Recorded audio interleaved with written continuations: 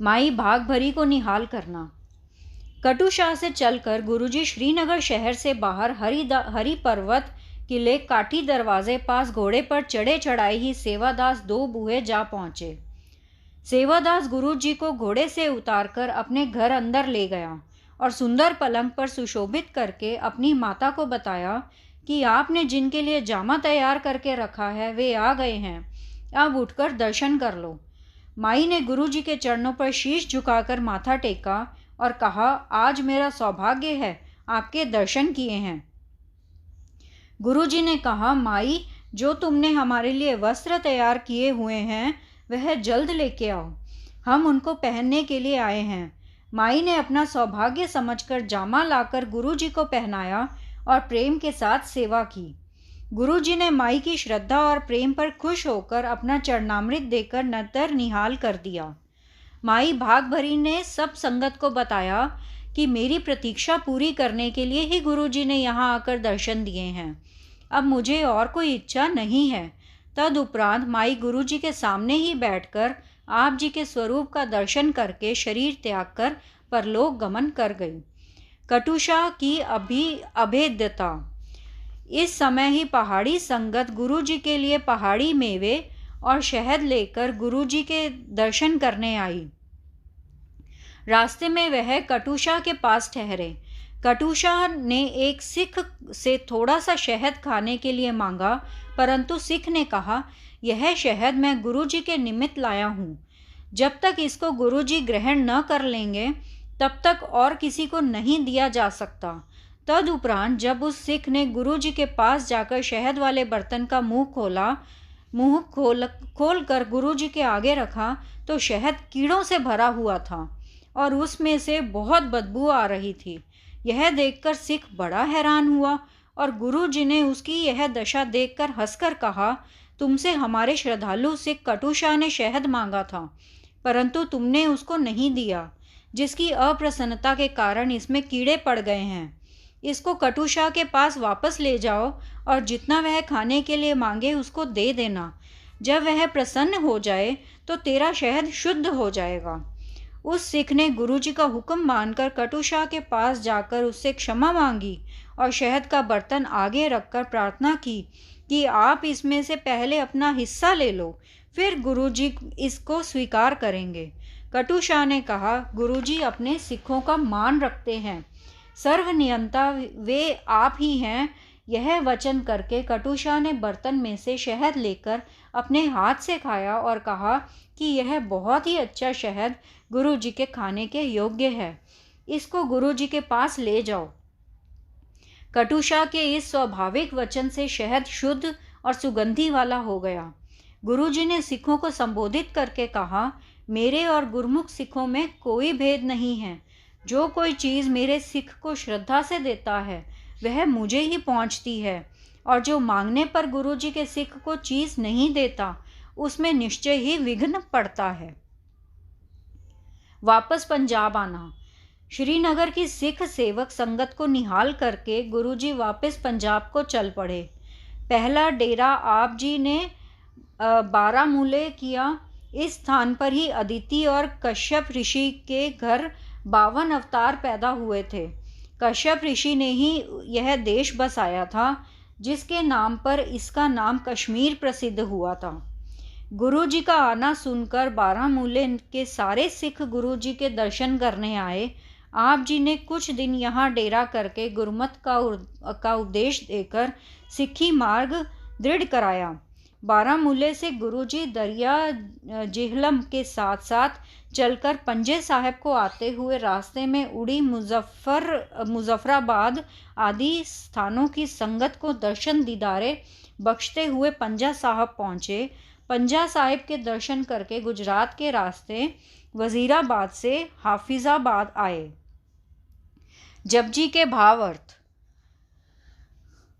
हाफिजाबाद गुरु घर का एक प्रेमी सिख करमचंद रहता था। उसने प्रार्थना की कि हे सच्चे पातशाह, मुझे अपने मुखार बिन से जपजी साहब के अर्थ सुनाकर कृतार्थ करो।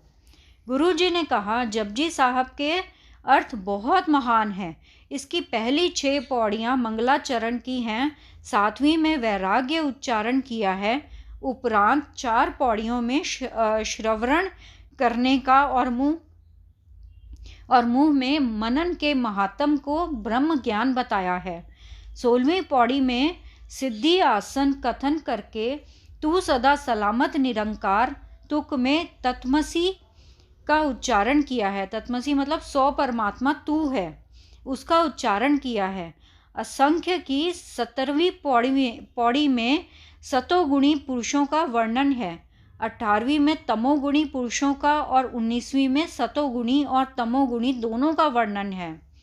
इसमें जीव और ईश्वर की एकता दर्शाई गई है, क्योंकि दोनों में सत्य चित्त आनंद समा रहा है।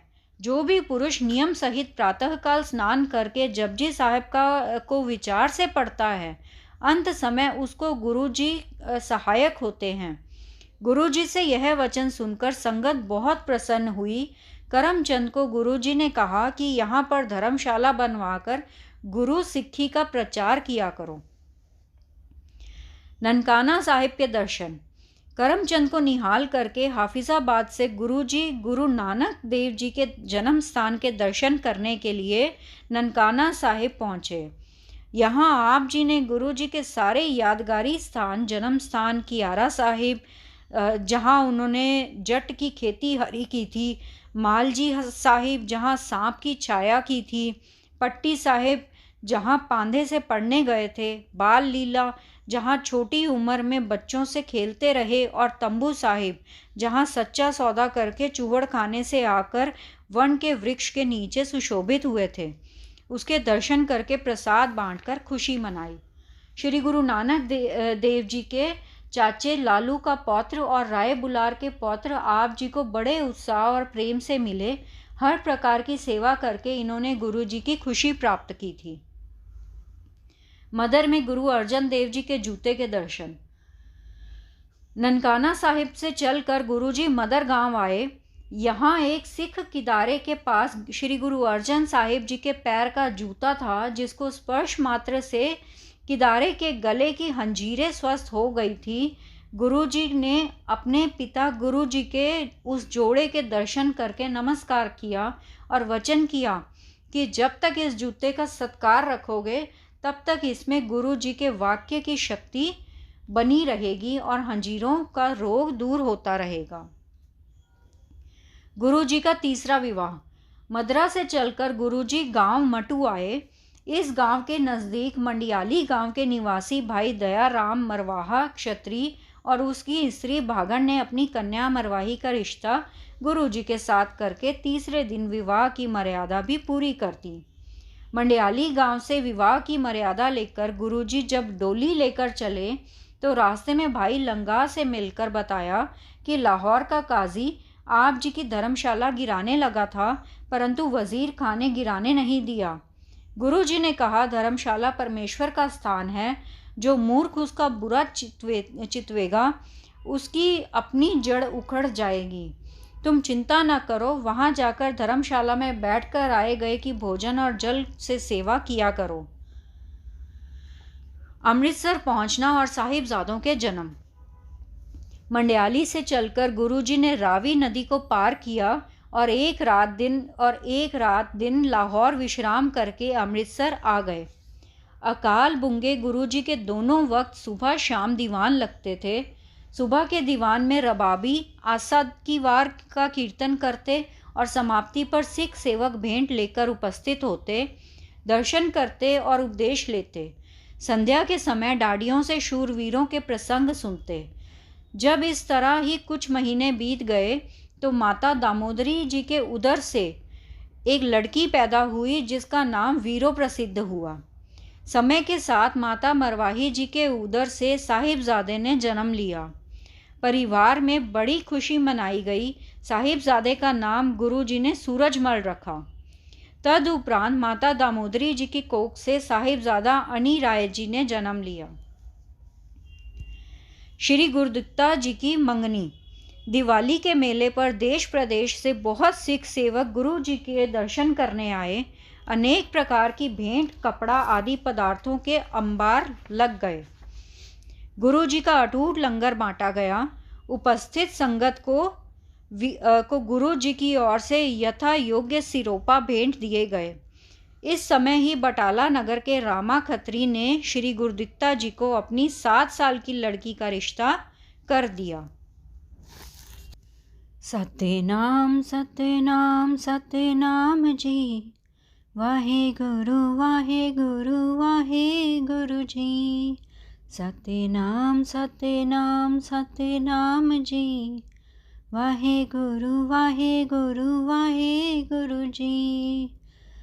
वाहे गुरु तेरा शुक्र है, शुक्र है, शुक्र है तेरा दात्या, तेरा शुक्र है।